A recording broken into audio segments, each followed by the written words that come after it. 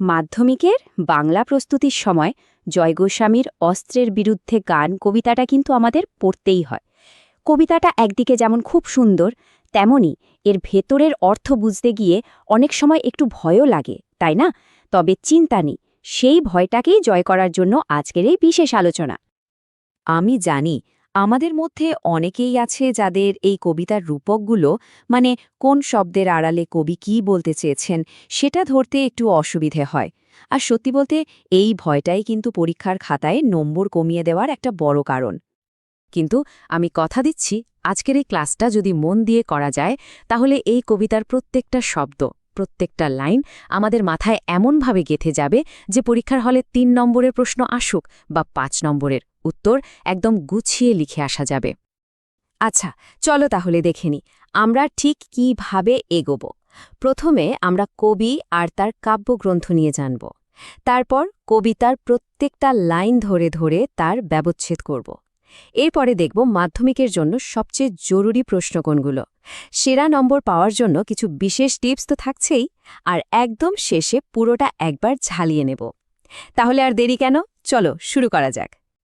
দেখো, কবিতার মূল ভাবনায় ঢোকার আগে আমাদের দুটো খুব জরুরি তথ্য একদম জেনে নিতেই হবে। শুধু এমসিকিউ এর জন্য নয়, বড় প্রশ্নের উত্তরকে আরও ভালো করে তোলার জন্য এই অংশটা কিন্তু খুব গুরুত্বপূর্ণ। এই দুটো তথ্য একদম মনে গেঁথে নিতে হবে। ১ নম্বর, এই কবিতার কবি হলেন জয় গোস্বামী। আর ২ নম্বর, কবিতাটি তার পাতার পোশাক নামের কাব্যগ্রন্থ থেকে নেওয়া হয়েছে। এই দুটো তথ্য থেকে কিন্তু প্রায় প্রতি বছরই শর্ট কোয়েশ্চেন আসে, তাই এটা একদম ভোলা চলবে না। আসলে অস্ত্রের বিরুদ্ধে গান কবিতাটা হলো একটা যুদ্ধবিরোধী কবিতা। এখানে কবি এটাই বলতে চেয়েছেন যে মারামারি, হিংসা বা যুদ্ধ দিয়ে পৃথিবীতে কখনো শান্তি প্রতিষ্ঠা করা যায় না। শান্তি আনতে পারে একমাত্র মানুষের সৃজনশীলতা, ভালোবাসা আর মানবতা। এখানে একটা কথা মনে রাখতে হবে, এই কবিতায় গান মানে কিন্তু শুধু গান গাওয়া নয়। গান হলো ভালোবাসা, শিল্প, মানবতা, এই সমস্ত ভালো জিনিসগুলোর একটা প্রতীক। বেশ, তাহলে এবার আমরা কবিতার একেবারে ভেতরে প্রবেশ করব। চলো, প্রত্যেকটা লাইনের গভীরে গিয়ে দেখি কবি ঠিক কী বলতে চেয়েছেন। কবিতার শুরুতেই কবি একটা সরাসরি আহ্বান জানাচ্ছেন। তিনি বলছেন, অস্ত্র ফেলো, অস্ত্র রাখো পায়ে।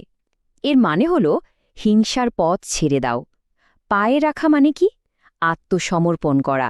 মানে কবি চাইছেন যে অস্ত্র যেন মানবতার পায়ের কাছে হার মেনে নেয়, তার অহংকার যেন ভেঙে যায়। আর এই লড়াইয়ে কবি একা নন, তাই তিনি বলছেন, আমি এখন হাজার হাতে পায়ে।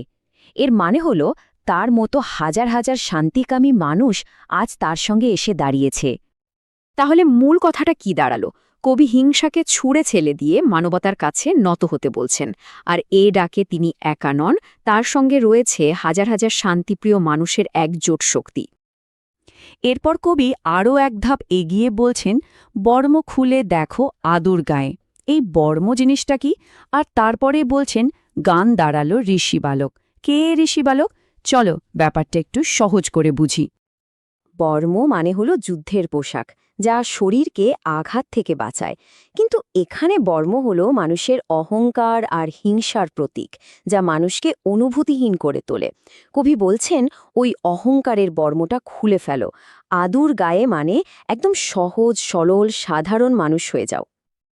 এবার আসা যাক কবিতার সবচেয়ে গুরুত্বপূর্ণ একটা লাইনে, গান দাঁড়ালো ঋষি বালক। এখানে গানকে একজন ঋষি বালকের সাথে তুলনা করা হয়েছে। কেন? ভাবো তো, ঋষি মানে কি? যিনি জ্ঞানী, শান্ত, পবিত্র। আর বালক মানে নিষ্পাপ। কবি এই দুটোকে এক করে দিয়েছেন। তিনি বোঝাতে চেয়েছেন যে গান বা শিল্পের শক্তি ঠিক একটা নিষ্পাপ, পবিত্র কিন্তু জ্ঞানী শিশুর মতো, যে যুদ্ধের সমস্ত হিংসার মাঝে দাঁড়িয়েও শান্তির কথা বলে। পরের লাইনেই কবি দুটো একেবারে বিপরীত ছবি আমাদের সামনে তুলে ধরেছেন। একদিকে বলছেন, মাথায় কত শকুন বা চিল, আর তার উল্টো দিকে বলছেন, আমার শুধু একটা কোকিল। এই শকুন, চিল আর কোকিল, এগুলো আসলে কিসের প্রতীক?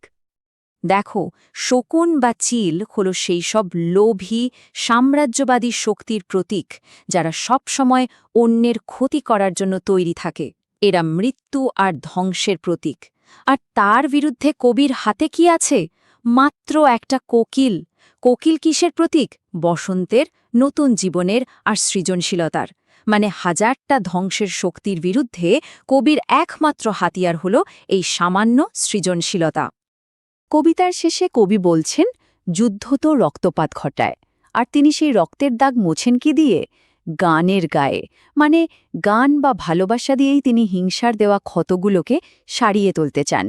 আর তাই তিনি আবারও সেই প্রথম লাইনটা ফিরিয়ে আনছেন, অস্ত্র ফেলো, অস্ত্র রাখো, গানের দুটি পায়ে। অর্থাৎ হিংসাকে একদিন না একদিন এই ভালোবাসা আর মানবতার কাছে হার মানতেই হবে। আচ্ছা, কবিতার মানে তো আমরা বুঝলাম। এবার চলো দেখে নিই এই কবিতা থেকে মাধ্যমিকে কি কি প্রশ্ন আসতে পারে আর তার উত্তর কিভাবে লিখলে এক্কেবারে পুরো নম্বর পাওয়া যাবে।